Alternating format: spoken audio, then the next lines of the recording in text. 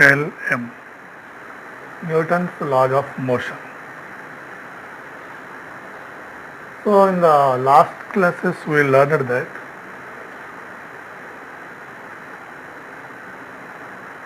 first one is force definition and two inertia. So what is the fourth definition? Force is that physical quantity which can change the state of the body, position of the body, direction of the body. So these three things can change. It change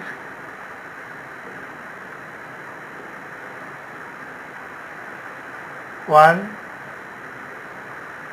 state to position, three direction.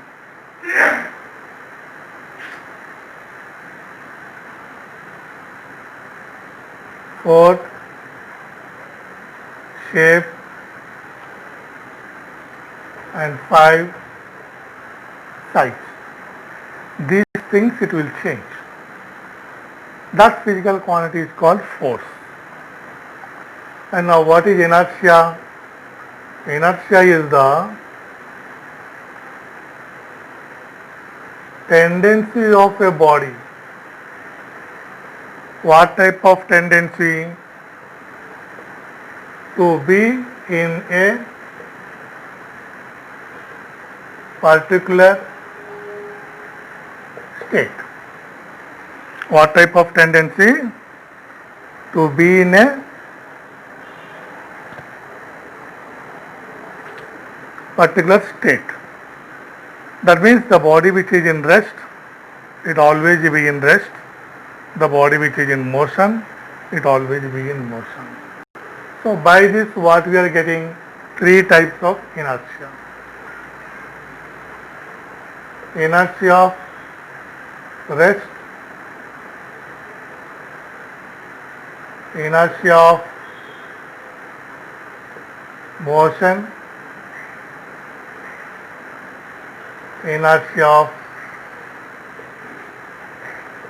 direction. These three types of inertia you are getting. So these two we get from the Newton's first law. First law of motion. So what the first law of motion tells regarding the force definition and inertia. So this law is called law of inertia also. Okay. And now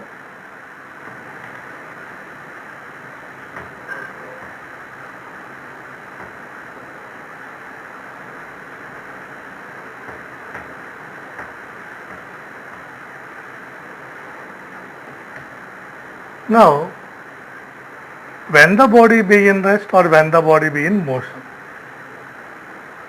the body be in rest when balanced forces act on it. Suppose this is the body, it fall down. If I want fall, downward force acting. So I am going to give on this body opposite force to the down, so it will be here. That means downward force is balanced by upward force given by me. So the body be in rest by balanced forces. And the body be in motion when by unbalanced forces. Unbalanced forces means body is in rest like this by the balanced forces.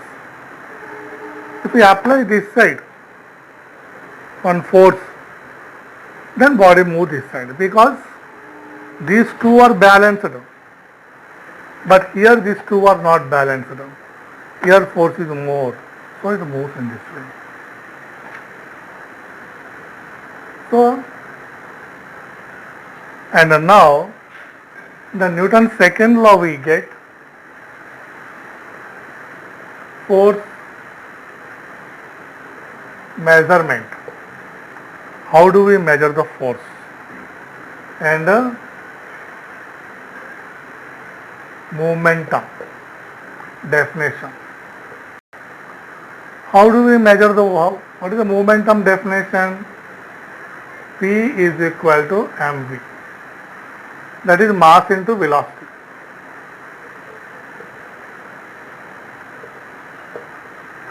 Mass, product of mass and velocity is momentum. Momentum is indicated by P.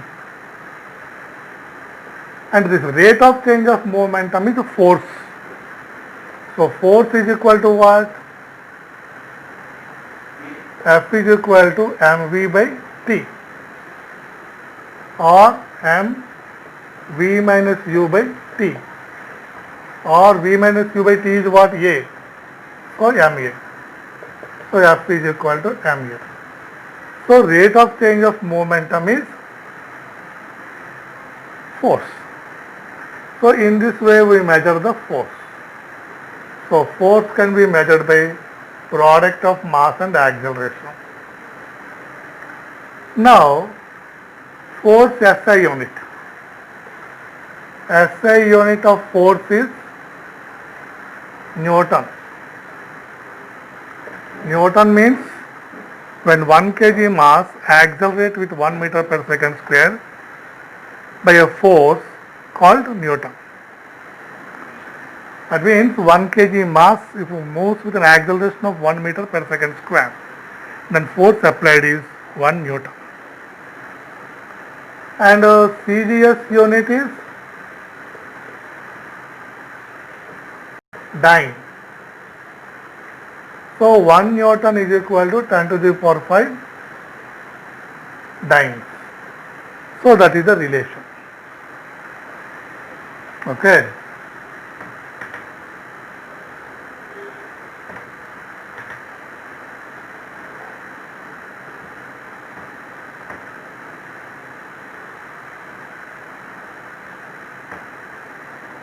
Now, Newton's third law.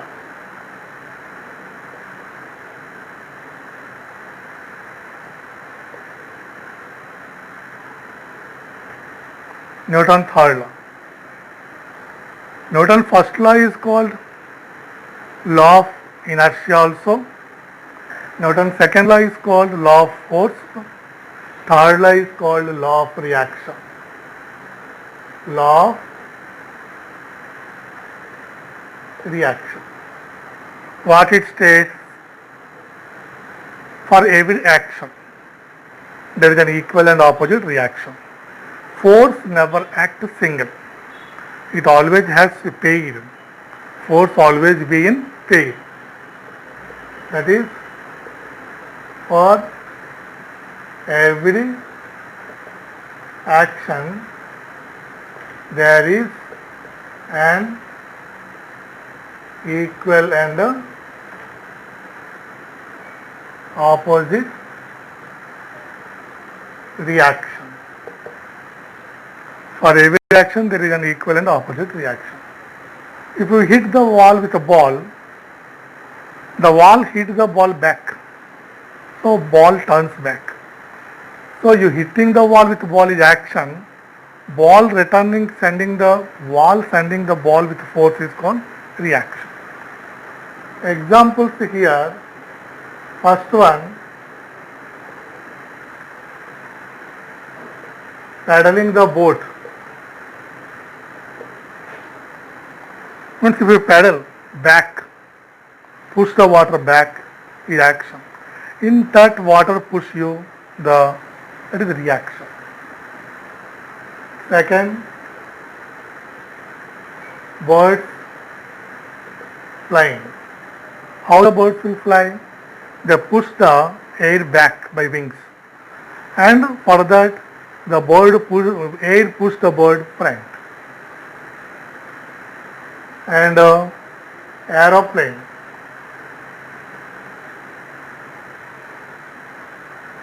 Aeroplane flying. Here what happens? Aeroplane push the air back and air push the plane front. And third, fourth, our walking also. Walking. You push the ground down and the ground push you to front. So in this way we are going forward. So these are all examples of the third law. And now let us do some problems.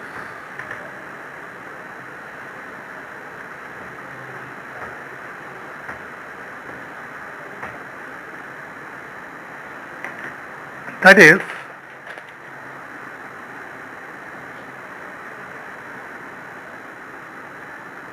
one,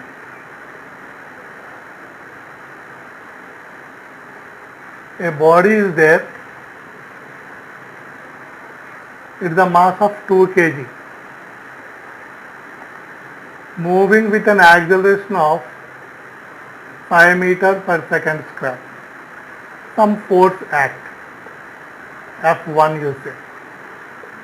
And another body is there, 4 kg, moving with an acceleration of 2 meters per second square. So here force acting F2.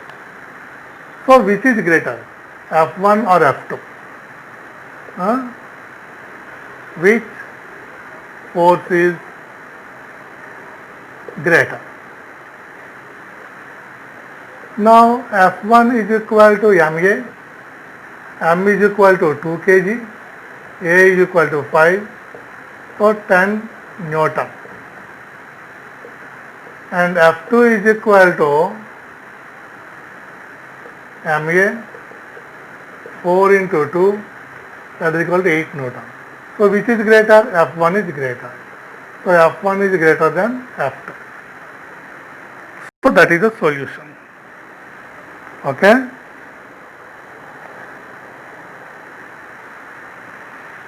And now another problem.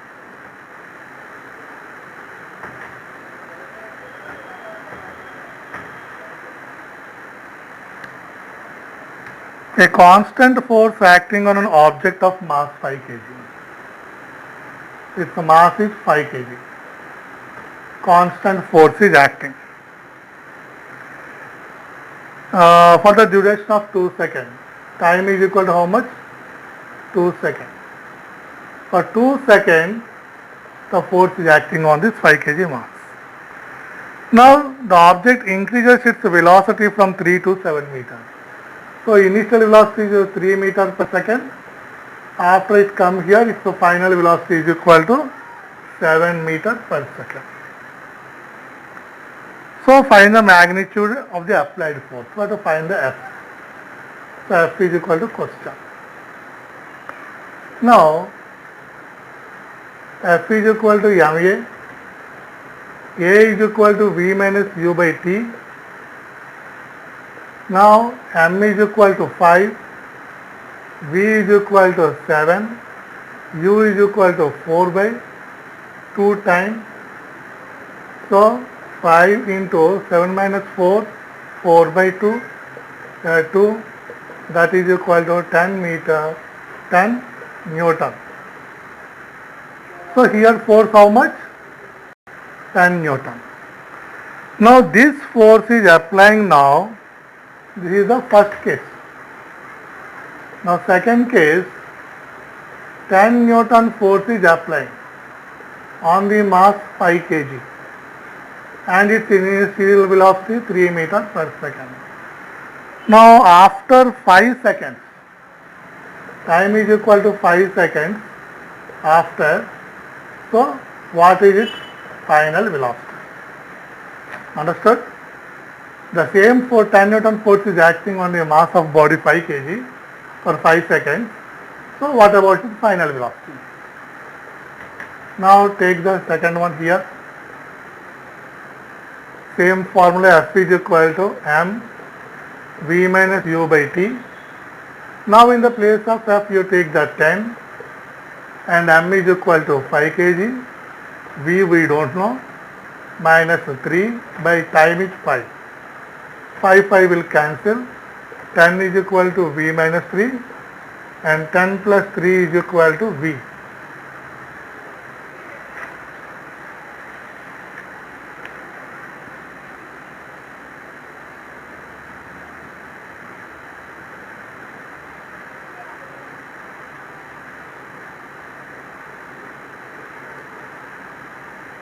So 10 plus 3 how much? 13. V is equal to 13 meter per second. Now final velocity.